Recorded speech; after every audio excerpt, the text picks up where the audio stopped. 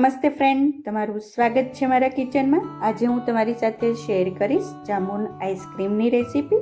આપણે જે અત્યારે ચોમાસાની સિઝન ચાલુ થાય એટલે જાંબુ મળવાના છે એ ચાલુ થઈ જતા હોય છે, એટલે આવી ગરમીમાં ખાવાની મજા પડે એવો આપણે ઠંડો જાંબુન આઈસ્ક્રીમ બનાવશું.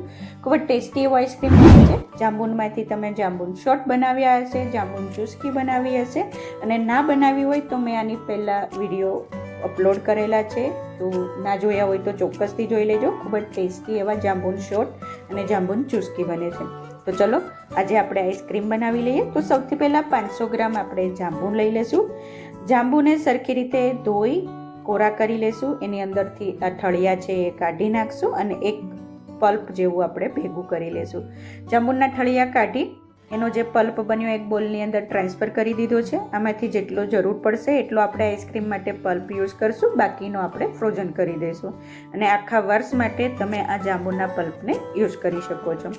હવે આમાંથી આપણે 1 કપ જેટલો જાંબુનો પલ્પ જોઈએ છે, તો એટલો આપણે મિક્સર જારની અંદર એડ કરી દઈશું અને એકદમ સ્મૂથ અને ફાઇન એવી આપણે એની પેસ્ટ બનાવી લઈશું. એકદમ સરસ એવો કલર આવી ગયો છે, એકદમ નેચરલ, અને કોઈ કલર કે કોઈ એસેન્સ વગર આ આઈસ્ક્રીમ બનશે. ખૂબ જ ટેસ્ટી એની ફ્લેવરફુલ આઈસ્ક્રીમ બનશે.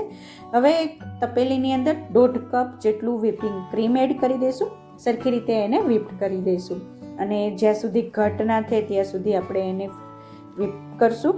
અને એકદમ સરસ, જો તમે વિડીયોમાં દેખાય એવું ઘટ થઈ જાય ત્યાં સુધી એને વ્હીપ કરશું. 2 થી 3 મિનિટની અંદર જ થઈ જશે જો તમારી પાસે વ્હીપિંગ મિક્સર હશે તો. હવે 1/4 કપ જેટલું મિલ્ક પાવડર અને 1/4 કપ આપણે ખાંડ એડ કરી દઈશું. ફરીથી 30 થી 40 સેકન્ડ માટે મિક્સ કરી દઈશું, એટલે સરખી રીતે ખાંડ અને મિલ્ક પાવડર છે એ ક્રીમ જોડે મિક્સ થઈ જાય. હવે આપણે 1/4 કપ કન્ડેન્સ મિલ્ક યુઝ કરશું, એડ કરી દઈશું, અને 1/2 કપ આપણે ઠંડુ દૂધ હોય એ એડ કરી દઈશું. એકદમ ઠંડુ હોય એ લેવાનું છે. સરખી રીતે ફરીથી બધી જ વસ્તુને મિક્સ કરી દઈશું.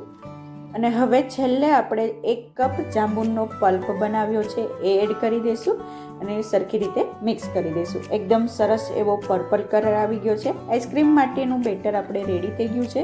જેમાં તમારે આઈસ્ક્રીમ જમાવવું હોય એ બાઉલની અંદર ટ્રાન્સફર કરી ઢાંકણ ઢાંકી 7 થી 8 કલાક માટે આપણે એને ફ્રીઝરમાં મૂકી દઈશું, અથવા તમે ઓવરનાઇટ માટે પણ ફ્રીઝ કરી શકો છો. 7 કલાક પછી સરસ એવો આઈસ્ક્રીમ છે એ જામી ગયો છે. આઈસ્ક્રીમ છે એ બનીને રેડી થઈ ગયો છે. હવે આ જાંબુન આઈસ્ક્રીમ સર્વ કરવા માટે રેડી છે.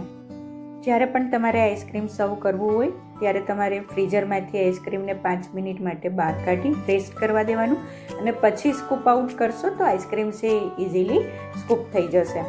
તો સરસ રીતે આઈસ્ક્રીમ છે સ્કૂપ આઉટ થઈ ગયો છે. એકદમ soft, natural flavour, natural colour, એકદમ ટેસ્ટી એવો જાંબુન આઈસ્ક્રીમ બનીને રેડી થઈ ગયો છે. ચોક્કસથી એકવાર આ આઈસ્ક્રીમ બનાવીને ટ્રાય કરજો અને મને કમેન્ટમાં જણાવજો કે તમને આ આઈસ્ક્રીમ કેવો લાગ્યો. અને જો તમને મારી રેસીપીઓ પસંદ આવતી હોય તો પ્લીઝ લાઇક કરજો, શેર કરજો, સબસ્ક્રાઈબ કરી બાજુમાં રહેલા બેલ બટનને પ્રેસ કરી દેજો, જેથી તમને મારી નવી રેસીપીઓનું નોટિફિકેશન મળતું રહે. Thank you for watching. ફરીથી મળીએ એક નવી રેસીપી સાથે. ત્યાં સુધી બાય બાય.